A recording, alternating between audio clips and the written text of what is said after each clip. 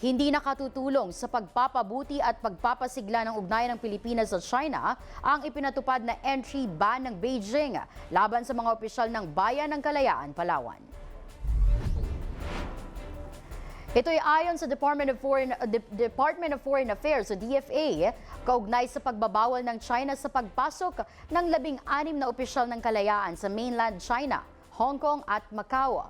Kabilang sa mga ito ang mga lokal na opisyal na sangkot sa pagdedeklara kay Chinese Ambassador to the Philippines, Jing Quan, bilang persona non grata sa loob ng jurisdiksyon ng munisipalidad.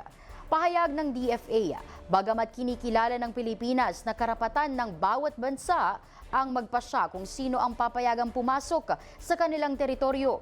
Ang ganitong hakbang ay hindi nakatutulong sa pagpapatibay ng relasyon ng dalawang bansa, lalo na sa pagpapalakas ng people-to-people interaction na parehong ipinangako ng Pilipinas at China.